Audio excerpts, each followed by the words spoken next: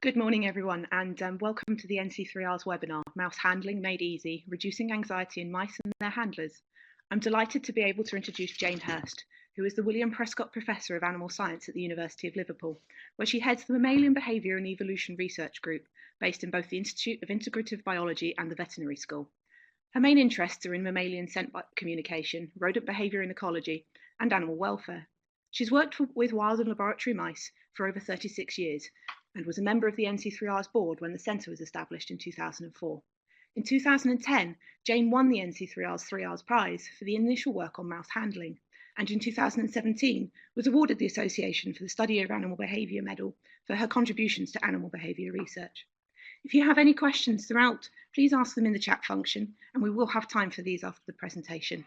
And now I'm delighted to be able to hand over to Jane.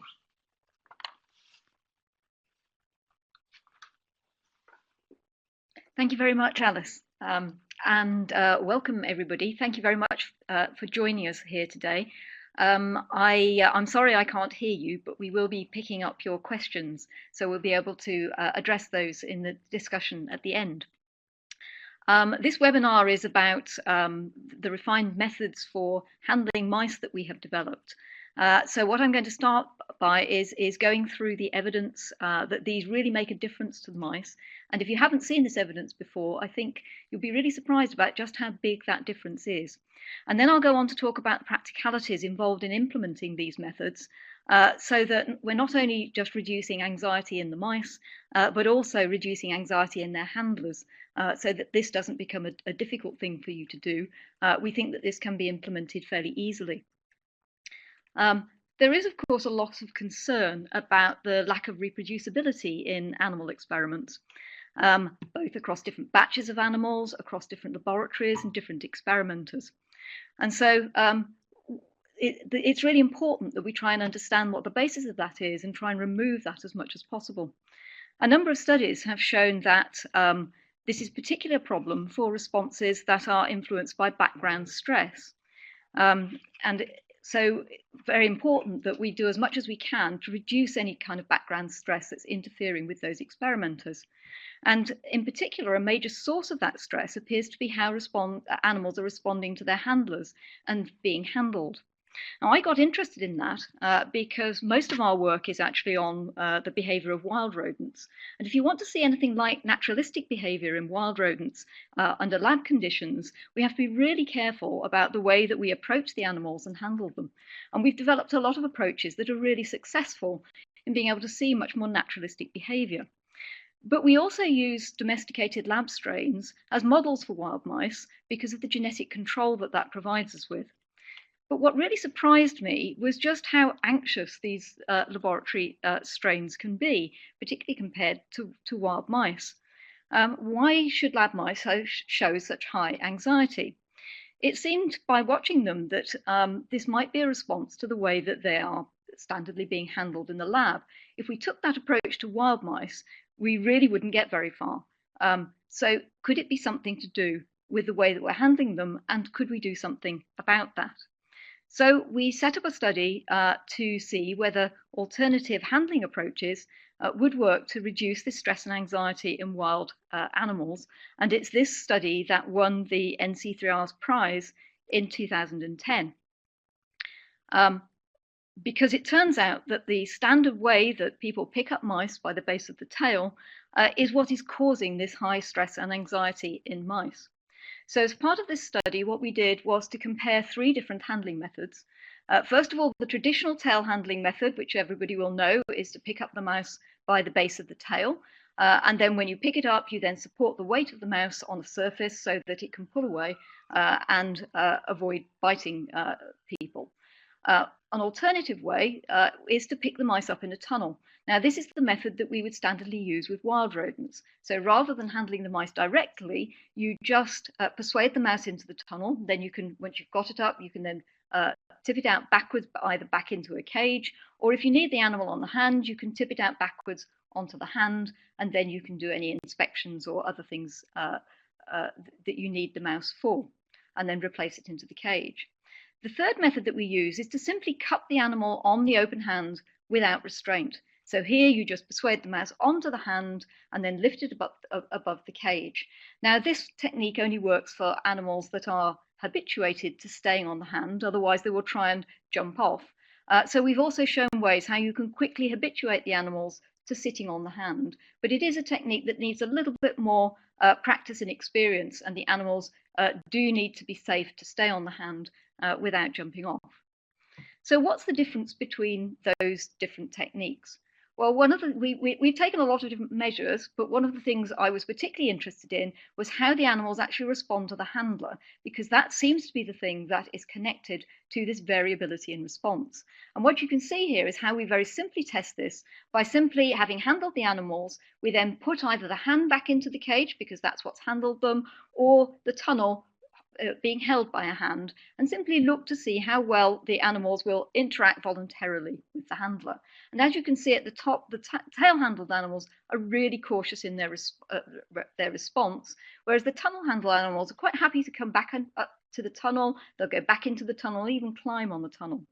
On the left-hand side, you can see that simplified into simply looking at the amount of time that the mice choose to interact directly with the handler. You can see there is really a massive difference here in the way they're responding. The tunnel-handled animals are spending a lot of time in voluntary interaction, whereas the tail-handled animals are spending very little time. And then when we look at the detail of that, it's also very cautious time. And the cup-handled animals are in between. They're showing a lot better response than the tail-handled animals, but not as much time as with the tunnel. And the really good news about this is that there is no major difference between the strains. In our studies, we've studied quite a wide number of different strains, nor is there a difference between the different handlers. So in this study, we deliberately used handlers who had a very large amount of experience. So they've been handling animals day to day throughout their lives. They're full-time animal care personnel, all the way down to people who had never handled a mouse before in their lives before they volunteered for this study. Neither did it make any difference whether we handled them in the light or the dark period. We always got a really good response to the tunnel and very low response to tail handling. Now, of course, one of the problems is that often you will see big differences between different laboratories, but now other people are starting to look at this technique and see whether it works for them, and it appears to be very generalized across laboratories. So here now on the right-hand side, you can see some data published in a recent study by Jasmine Clarkson and her colleagues at the University of Newcastle. And here you can see they found very similar levels of response, a really strong interaction from the tunnel-handled animals, and very low interaction from the tail-handled animals. And in fact, if anything, the differences that they saw in their study were slightly greater than those that we found.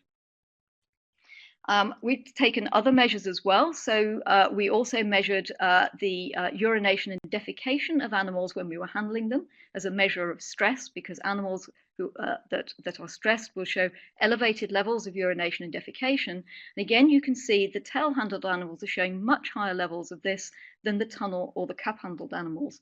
So if you want to avoid being pooed and weed on when you're handling the animals, I'd really advise you not to pick them up by the tail. We also wanted to look more fundamentally at the level of anxiety that these animals were showing. So we used a number of validated tests. And one very common test for measuring anxiety is the elevated plus maze test. Now, this is a maze which has two arms which have high side walls and two other animals which are completely open, and it's elevated above the floor. And anxious animals will avoid going into the open arms of the maze, and they will show a lot more risk assessment behavior. And when we compared animals that had been handled by these three different techniques, we can see that the tail-handled animals are showing much higher anxiety than those handled by either tunnel or cupping. We don't actually see a difference in anxiety between the tunnel or cup-handled animals. Again, this is not just in our laboratory. Now, other people are starting to test this themselves in their own laboratory. They're seeing very similar data. So this is a study by Gossel et al., where they compared tail-handled animals with cup-handled animals. And again, they see higher anxiety in the tail-handled animals. And Jasmine Clarkson's study compared tail and tunnel-handled animals. Again, they see consistently higher anxiety in the tail-handled animals compared to those handled by tunnel. We can use a much simpler test of anxiety, which is to simply put the animals into an open field and let them explore. And when we do that, anxious animals will avoid the open area in the center of the arena and again show more risk assessment. And what we see here is that when we release animals into the center of the arena, what will happen typically is the animals go towards the side walls, and then we can measure how quickly they return to the center. And you can see here that the tail-handled animals are taking much longer to return to the center area where they've just been handled. And they spend a lot less time in the center exploring these arenas. And I think you can see the difference in behavior here is really quite extreme between these different methods. The tunnel and cup-handled animals both show really low anxiety scores in this test. Again, it's not just us. The Gossel study also found higher anxiety in their tail-handled animals, as did Jasmine Clarkson in her study. So this seems to be really quite a consistent effect across different laboratories and the different strains that have been tested. Now, one of the concerns that people have in using these alternative methods is that, of course, both the tunnel method and the cup handling method doesn't actually involve restraining the mice directly, whereas the tail-handled animals, you're actually physically restraining animals. Of course, when we're using animals in the laboratory, there are many occasions when you do need to restrain them, either to check the animal's health or to conduct other procedures. And of course, there is a concern that if you haven't got them accustomed to being restrained, then when you actually have to do this, maybe the animals will respond really strongly to that restraint. But actually, that isn't the case. That goes against our expectations.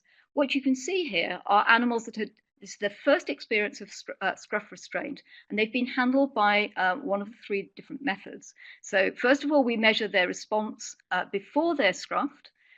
Then we scruff them, and then we measure their response, in this case, their response to interacting voluntarily with a handler immediately after they've been scruffed. And what you can see here that these tunnel-handled animals, which have never been restrained before, do not respond badly to scruffing. This doesn't reverse the taming that they're showing by being handled either by tunnel or by cupping. In fact, the only mice that showed avoidance of the handler after being scruffed were those that were handled by the tail. These animals, which are already quite anxious, now respond even more poorly once they've been handled by the scruff. Another problem I think that people worry about is that actually the mouse's tail is very useful in terms of allowing you to manipulate the animal on the hand. So often you need to look at the animal, look at the abdominal area and so on, and handling them by the tail, of course, is extremely useful. Unfortunately, it turns out that the aversion isn't to being restrained by the tail. The aversion seems to be a response to being captured and picked up by the tail. And in fact, you can still manipulate the animal by the tail without seeing any negative responses. So again, here I show you some simple data where we've looked at voluntary interaction before and after the animals were put onto the hand and manipulated by the tail. So animals for the tunnel handling will be picked up in a tunnel, tipped out backwards onto the hand, and then you can manipulate them by the tail. And you can see there are no negative responses to that with the tail or the cup-handled animals. So you can still restrain the animals and manipulate them without causing that kind of anxiety. So we can now see that, of course, there is a real reason from an animal perspective for reducing that kind of stress in the animals, but is this non-aversive handling really practical in most laboratories?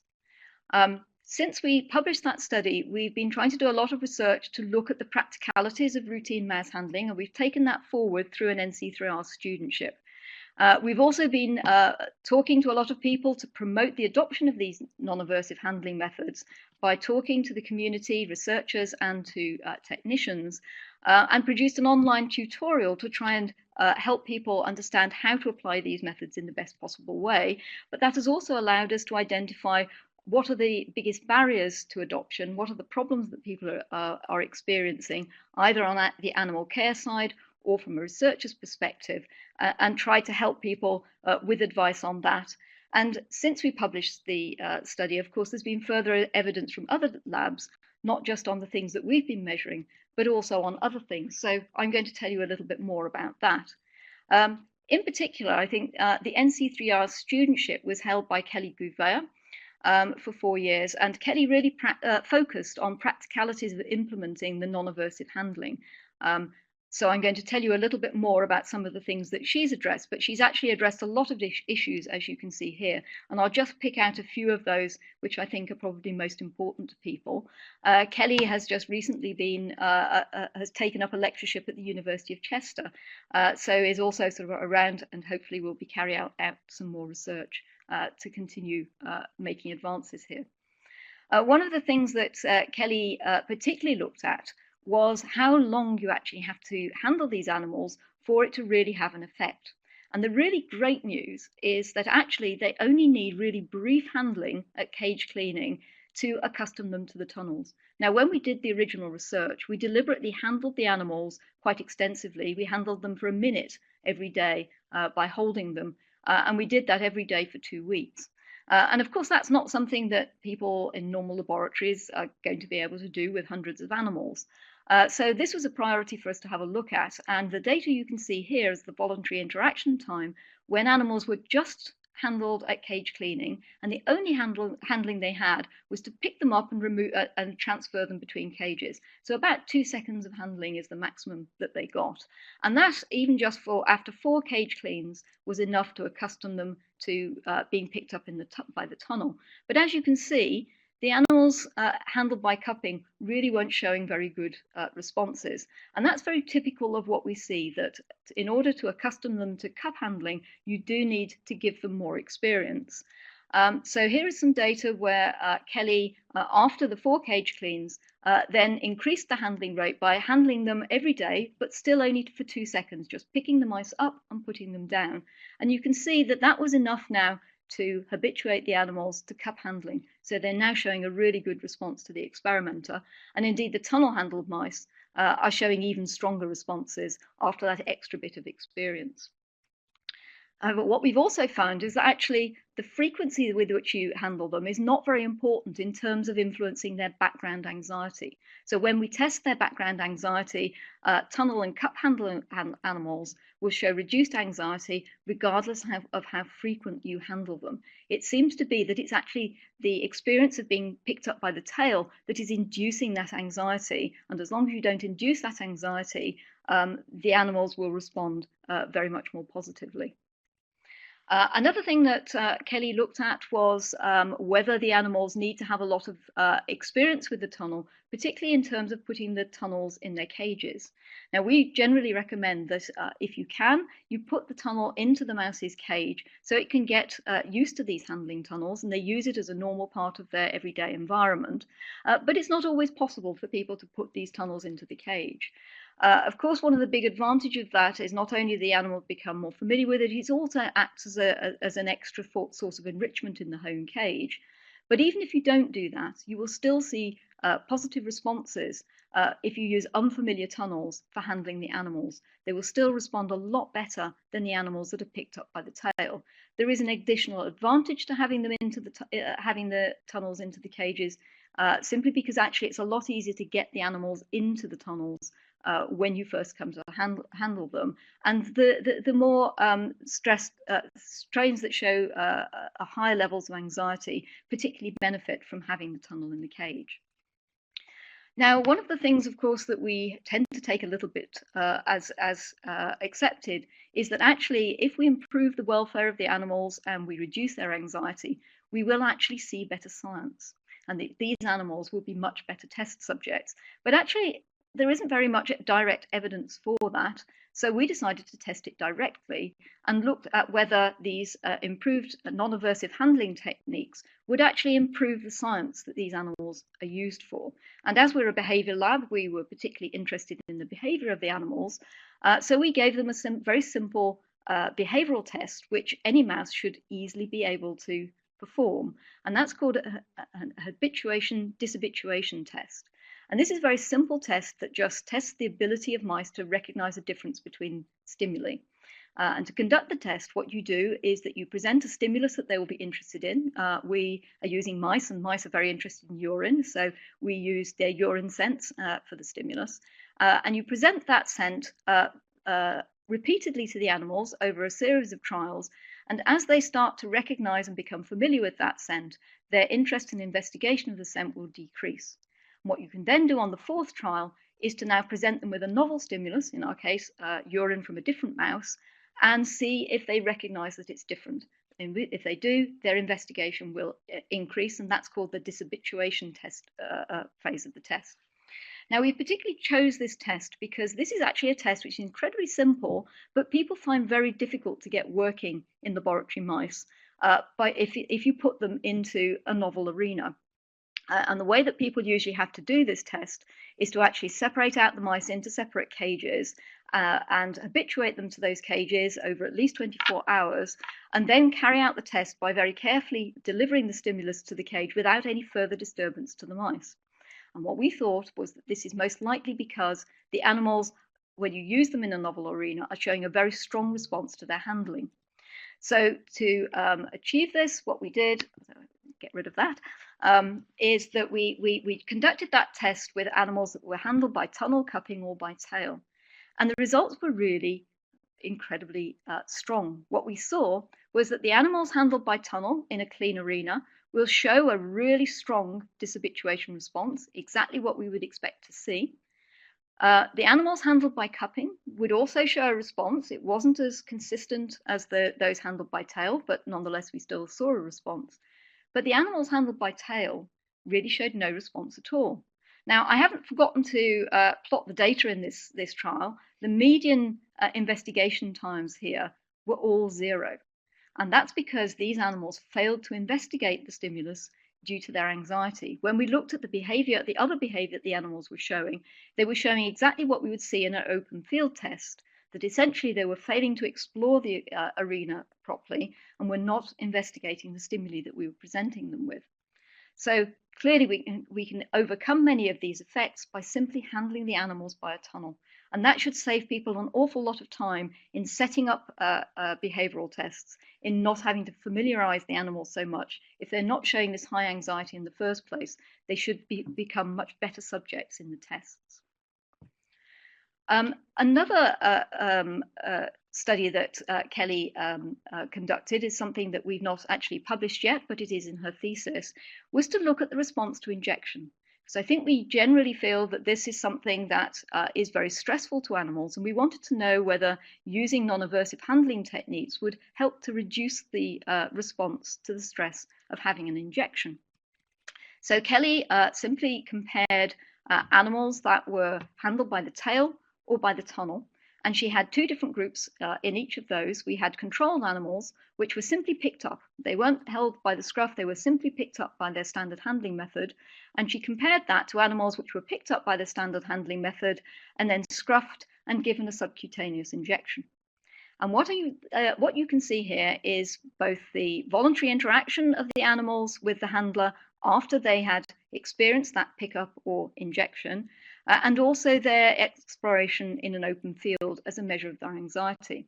And what you can see here is there is clearly a huge difference between the tail and the tunnel-handled animals, but absolutely no difference between the animals that experienced injection and those that did not. The tunnel-handled animals that experienced injection were just as ready to interact with the handler after that experience as those that had simply been picked up. And the same in the open field, we saw no effect of injection on any increase in anxiety in these animals. And indeed, Kelly went on and looked to see whether there was any change in response to repeated injection. And here you can see there was no response even to the experience of repeated injection. The animals that were handled by the non-aversive tunnel handling did not suddenly change their behavior, but continued to interact with the handler and continue to show much better exploration of the open field than those handled by the tail. Now, of course, this is the second time that these animals had experienced an open field compared to the ones that had first injection. And what you will always see then is once the animals have become familiar with the open field, that the exploration time reduces, but there's no additional effect above that of the experience of injection. Now, of course, we all recognise that injecting an animal is potentially painful, and it is a procedure which is covered under Home Office licence in the UK and most other countries. But handling and the method that you're using for handling is not. But you can see here that by far the biggest effect on these animals was the method that was used for handling them rather than the actual injection procedure. So it really starts to make us realize that the way that we are handling these animals has a major impact on their behavior and on their anxiety. And it really is something that we have to take into account. I don't think anybody would want to unnecessarily induce that kind of anxiety in animals if it can be avoided. I think the problem has simply been that we haven't recognized that picking them up by the tail causes such strong responses in these animals. So the big issue now is how can we change practice to try and avoid that particular problem? So over the years now, we've been given a lot of talks at conferences, at many training days and so on. And in fact, our team, I think, has clocked up more than 50 talks over the last 8 years. And we've tried to cover a lot of countries, although so far, a lot of our talks, of course, have been largely based in the UK. But there's only so many places that we can go and split our time. So to try and help people with a lot of the common queries that we have encountered over the years, we've created a video tutorial through a BBSRC Sparking Impact Award that the NC3Rs has then helped us to produce, and they now host it on their website. So that gives people a lot of useful information about how to implement these different techniques. And if you go to the NC3Rs website, you'll see actually there's a lot of material there now that really try and give people tips for how to implement these methods, the sort of frequently asked questions that people have, some testimonials from people that are already using this in their lab to really sort of confirm that this really works for them. And there's also a very helpful poster that you can get from NC3Rs on how to implement these methods that you can put up in your animal facility. Just really while people get used to these methods, there are some simple things that they can get wrong, and we give tips for how to do this in the best possible way. So I hope that you can make use of that. And of course, understanding how this can be used in a very practical context is very important. We have to get from understanding the science into how this can now be used. And John Waters is our NACWO, our Named Animal Care and Welfare Officer, and he took part in the original studies. And actually, John will admit himself that he was a real skeptic about this. His full-time job is to handle our animals and make sure their welfare is protected. And he felt initially that this was going to be really impractical.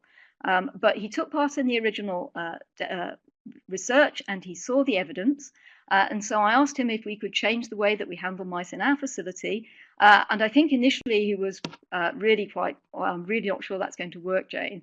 But actually now he has done that, and he has really become a champion of this technique, as he's really understood how much difference it makes, not only to the animals actually, but John will also tell you it makes a big difference to him as the animal handler, because he can really see the difference in the way the animals respond to him. And in recognition of the work that John has been doing over the years in talking to many technical personnel and advising on the best way to try and implement these techniques, Andrew was actually awarded the Andrew Blake Tribute Award from the IAT last year. And I think very well deserved, because John has really thought through some of the practicalities of how we can actually use these techniques. What we've also done is a number of events, including a mouse handling workshop that NC3Rs organised last year, to really discuss with the community not only the evidence that we've come up with, but from their perspective, what are the issues involved in implementing this, and particularly to identify barriers and solutions that we can really help people with, to try and understand what the main concerns are and what we can do to break the barriers to help people implement these techniques. I think probably the thing that comes up every time is that people are worried that this will take too long, that actually picking them up in these tunnels is much harder to do. It's going to take longer than picking them up by the tail. And certainly when we first we first published our data, we were handling them for much longer than we now recognize they need to be, that you can simply pick up the animals in the tunnel. It will have just as good an effect. And one of the things that's really helped is there has been an independent assessment at our main animal facility in Liverpool by Lynn McLaughlin and her colleagues and staff. And what they have shown was that actually it is when people first start to do this, of course, it does take a little bit longer because people have to develop good techniques for getting the animals quickly into the tunnels and understanding how to operate the tunnel within the cage.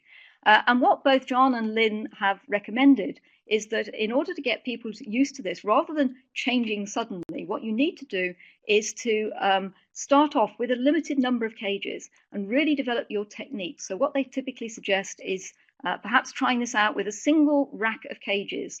And that rack of cages you will clean out that way.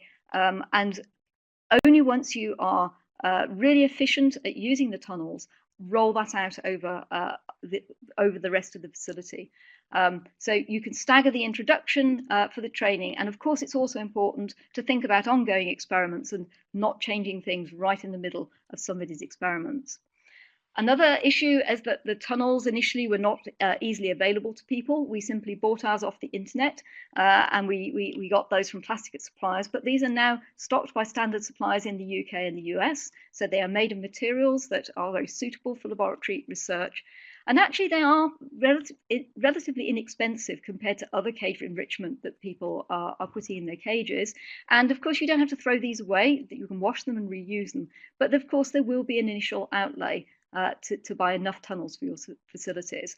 And you need to make sure that the size is matched to the cage type, because if you're using relatively small cages, you'll need to use relatively small tunnels. There is always an argument that you can't use tunnels in every situation. And what we would say is actually they are suitable for most situations. We've encountered very few situations where it seems that you can't use a tunnel. But of course, the important thing is that initially you apply the use of these tunnels where you can. And you will find that when you first start to use the tunnels, you may find situations which are more difficult, that you need to learn how to use the tunnel in that situation. So initially, use the tunnel where you can. If you have to pick up the mice by the tail, at least you've reduced the amount of tail handling that you're using. And I think we're still don't have really good advice yet for the best techniques to use in isolators. Unfortunately, we don't have an isolator in our group, so it's not something that we've yet been able to work on. But I think people will start to work on this and work out the best techniques. I think people are also worried, of course, about the implications for the use of the animals in the research. And we hear two different things. One is that it's not important, so it's not going to influence the science, so we don't need to bother. Or on the other hand, we hear, well, it will influence the science, so we really can't change. And then therefore, scientists won't let us change. And actually, they're not terribly convinced because this is only being shown in our lab. So that's insufficient evidence. But actually now, several years on, we're seeing very similar effects in other labs that are being published. And indeed, the practical experience seems to be that this seems to work really generally across different labs. And what new evidence is showing is actually not just the things that we've shown, but actually there seem to be other effects on physiology and behavior that seem to be very positive effects for people in other areas. So I just wanted to tell you a little bit about some of the other evidence that's now emerging. So the Gossel study, although I showed you earlier that they repeated many of the effects that we've seen on the difference between tail and cup handling. In fact, they didn't do that study simply to repeat what we'd done. What they were really interested in was the effect of handling method on glucose tolerance measurements, because they're a lab that studies diabetes models. And they recognize that glucose tolerance is a measure that is very sensitive to background stress. So not only did they repeat the findings that we had, but they also looked at glucose tolerance and showed that cup handling actually reduces blood glucose stress response in animals. It improves their glucose tolerance to a glucose challenge, and actually also reduces the corticosterone response to animals put in a challenging situation. So you can see here there's really quite a big difference between the corticosterone levels in their tail-handled animals compared to their cup-handled animals when they put them into a test trial. So a really positive general response on general stress physiology. Jasmine Clarkson's study, again, was not set up just to repeat what we'd done, but they were really interested to look at what the effect of handling method was on the response of animals to reward stimuli. So what they did was to compare tail-handled animals and tunnel-handled animals and looked at their response when they were given a sucrose reward. So what they found was that the tail handling reduces animals' sensitivity to a sucrose reward. So if we give them, when they gave them sucrose, they found that the animals handled by the tail consumed less sucrose than the animals handled by tunnel at two different concentrations of the sucrose. Now, why that is particularly interesting is that humans and animals that have a depressed state show this reduced response to reward stimuli. So it's very consistent with these tail-handled animals showing a depressive-like state. Whereas when they handled them with a tunnel, this improved their sensitivity reward. So there are a couple of advantages potentially to that, which is that it's very likely that if you handle them by a tunnel, in the lab when you're using reward-based training, which is used in a lot of different areas of research, this should reduce the training periods that you need for in these reward tasks, and that can be something that takes up a lot of time in the lab. And it's also likely that by handling them with a tunnel, you're very likely to see an increased effect size in response to reward-based training. So again, some really positive findings in different areas of research, but this is still an area I think that needs quite a lot more study, that we need other people looking in other areas to see whether these different handling techniques are influencing the kind of measures they're doing, whether that's a positive benefit from changing the handling technique, or whether there are potential problems that we really need to understand for the way that you handle animals in those particular situations. There's other evidence coming out from the literature. Matt Leach's lab showed that you can use these tunnels. It doesn't interfere with baseline grimace scales that you need to use for pain assessment. And so far, there's been over 230 citations of our handling papers. And really interestingly, so far, no negative issues have actually yet been reported. I'm sure there must be some out there somewhere, but I think the really good news so far is that people seem to be using this and not finding any major problems. We also see a lot of comments and testimonials from those who have actually changed. They really do find that it's not as difficult as they anticipated. And one particular thing is from trainers, is that when they train people in using these new techniques, they're finding that actually people are getting bitten a lot less. So they're finding handling the animals a lot more easy. And they also find that the animals are more relaxed. So it's much easier to do things like scruff handling. And in particular, these new trainees are becoming much less scared of the animals themselves.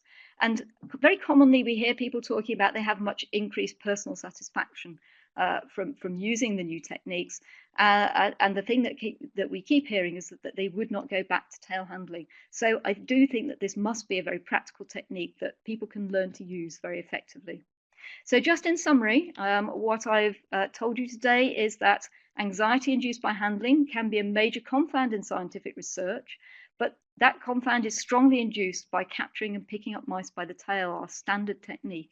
But you can avoid it by simply using these non-aversive handling methods, and this does seem to be something that is very repeatable across labs. In particular, we'd recommend you use a tunnel to pick up mice, or you can cup them on the open hand, but only once the animals are habituated to being picked up, and that does take a little bit more practice to get used to doing that. The important message here is that you don't need to use extensive handling to see major effects. You just need to avoid picking them up by the tail. So you only actually need quite brief experience of the non-aversive methods. And you can still restrain mice by the tail base or by the scruff when needed. That isn't going to cause them substantial anxiety. We do think that this will improve reliability in behavioral and physiological responses, and it does seem to be easily incorporated into normal husbandry practices. The cost for you is that it does take a little longer when you first start out, but once you develop really good technique and become very well practiced at this, you should be able to do this as quickly as you can currently do your tail handling. So I would just like to acknowledge a lot of people who have helped with this work. particularly people in my own lab who have volunteered to be handlers and let me measure what goes on with their animals, and particularly to Kelly, John, and Becky West, who was the co-author on the original paper, for putting so much time and effort into this, and to the animal staff in the main unit at Liverpool who went out of their way to test this out and really see whether this could be practically implemented, and many people at NC3Rs for really helping us with getting this forward and really working with the community to try and address the different problems that people may be having. So thank you very much. That's fantastic. Thank you very much, Jane. We do have time for questions now, so please do use the chat function to make sure that you are asking your questions so that we might ask Jane. One of the questions that has come in that we would like answered is, do the tunnel and cup handling methods, do they work for all of the different strains of mice? So far, yes, we have seen that they do. You will find, I think, that different strains can show, some of them may show more reluctance and some will show less reluctance to go into the tunnels. And that's just about getting used to the strain that you have. Obviously, the animals that tend to show low anxiety to start with will adapt to these methods really, really quickly. Animals which are a more anxious type of strains may take a little bit more getting used to. And that's why we really recommend having the tunnel in the cage if you possibly can, because then that becomes part of their normal environment. But so far, the tunnel handling certainly seems to apply generally across mice. You will find as animals become less anxious, they might decide, well, I don't want to go into the tunnel. And of course, animals will do that. But that's just about having the right techniques. You really should be able to get these animals into their tunnels straight away. And if you're finding that animals aren't going into the tunnels straight away, you just need to have a look at your technique. Maybe have a look at some of the advice that we've put in online, because really there is no reason why you can't get all of these animals into the tunnel. And in fact, of course, this is the standard method that we use for wild mice, which really don't want to go into the tunnels. And we have no difficulty at all. Once you develop the right technique, you can get them in straight away. Cup handling, perhaps, for more jumpy strains is a little bit more of a problem. And in particular, what you will find with cup handling is it's quite difficult to handle young mice. The more jumpy young animals can be difficult to cup on the open hand, but you can get them used to it by simply cupping them between your hands at cage cleaning, and really only start to trust them on the hand once they've got a little bit older and they're used to sitting there.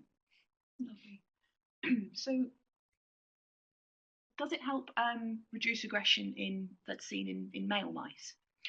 In terms of aggression, I'm not sure whether it will make a big difference in terms of actual aggression. I think it's not likely to promote aggression.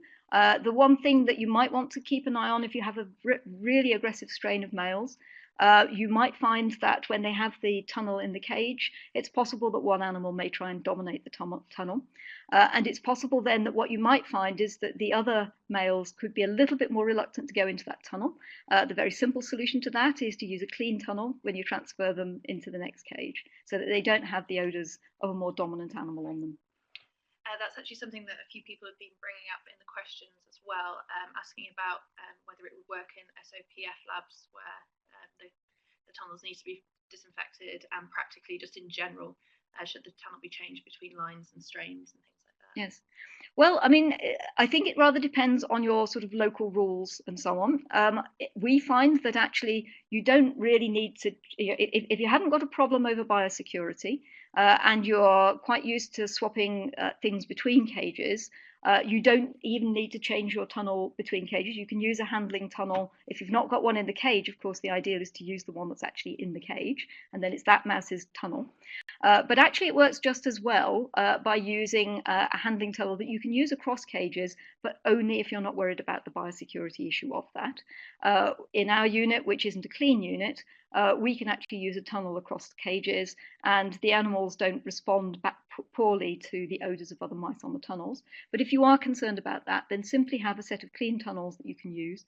So either you can use the tunnel from the cage to transfer them into a new cage, or you can use just a clean tunnel, which you transfer the mice with, then you can wipe that down. And what we would probably recommend is if you have to use a clean tunnel because of your biosecurity, I would have a set of tunnels that you can use, so that you use a tunnel and then you wipe it down and you leave that to dry off completely and you use another clean dry tunnel. so that you're not you're not exposing the animals to wet solutions that you've used for cleaning the tunnels. Has there been any investigation of the influence of the handler's sex on the mouse's response to tubes or cups' hands?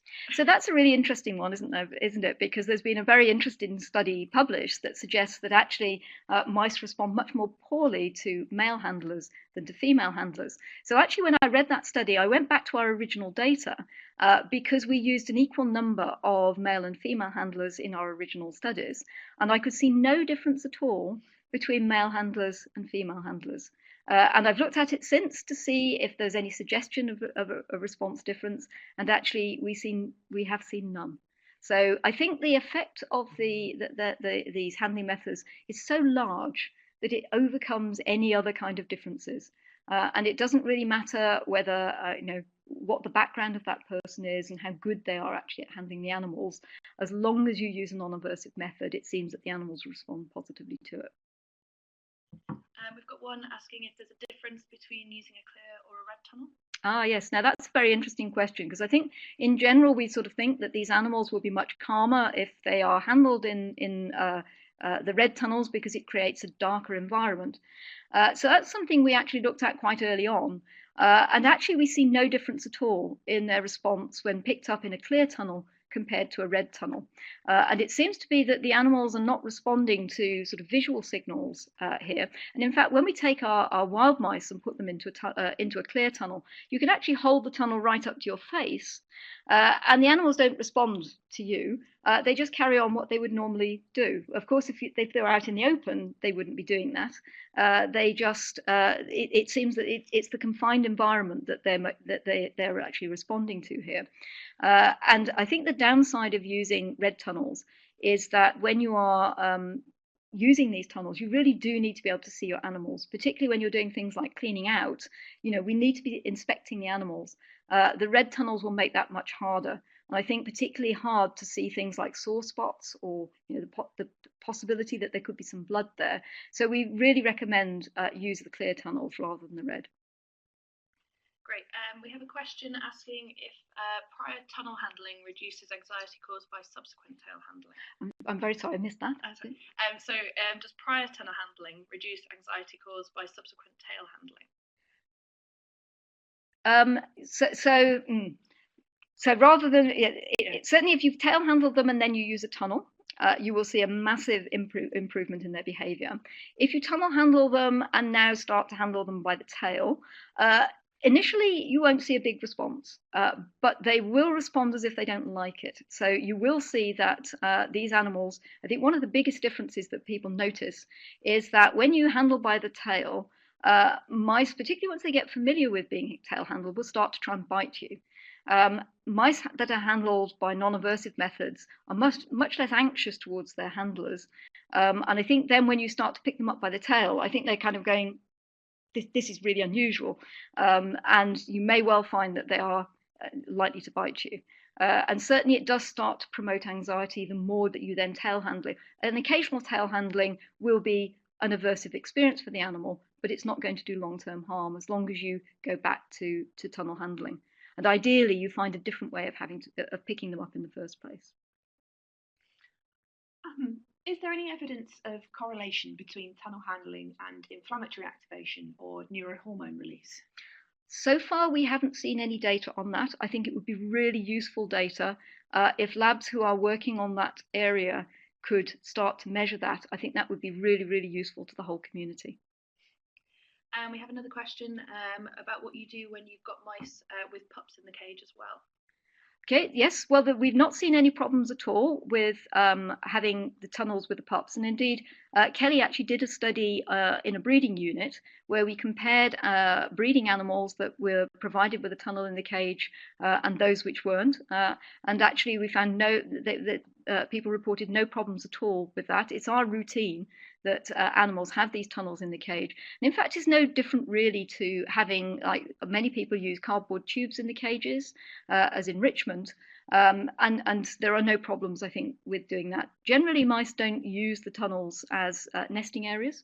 Occasionally they will, but generally they prefer, I think the tunnel moves slightly when it's in the cage, so it doesn't make the ideal nesting situation for animals. The big advantage, of course, of having them in the cages of the breeding animals is that these animals get used to the tunnels right from the outset once they start coming out of the nest. So I think it would be a real positive thing. So you mentioned cardboard tunnels. Someone's asking, is there a difference between plastic and cardboard tunnels? So there is quite a big difference between plastic and cardboard. The problem with the cardboard tunnels is, of course, they have a rough surface, and animals that go into the tunnels will, those little claws just cling into the cardboard there. And what you find is when you try and tip them out, they will often stay inside the tunnel. And the other problem, of course, is that you can't see through the cardboard. So it means you can't inspect the animals in the same way that you can in a clear plastic tunnel. The last thing that we want people to do is to have their animals in these cardboard tunnels and then be shaking them out. We haven't tested how stressful that is, but I have a pretty good guess that's going to be quite stressful.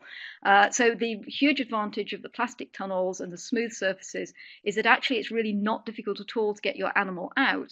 But what we always recommend is that once you've got your animal into the tunnel and you want to get it out, you tip it out backwards, not forwards. Now, when you tip them out forwards, what happens is that they try and put their paws to the sides of the tunnel and resist going out forwards. They don't want to fall out of the tunnel. If you tip them out backwards, actually they come out really easily. One that may be slightly off topic, because we're actually asking, is there any data when handling rats? So in terms of formal data, I don't know of formal data from the handling tunnels, but we certainly use it in our lab as a very effective way of taming rats. We had some rats that were sent to us, were already adults and hadn't been handled very much at all, and they were really quite difficult to handle. So we immediately put some tunnels into their cages, and John tested this out and found that actually the rats became much easier to handle really very quickly. So we do think that this also works in rats, but I don't know of any formal data that's actually been published on it yet. So I think we're pretty much getting to the end of the questions. We've still got a couple more minutes though, so if anyone else has any burning questions that they want to ask, now's your time.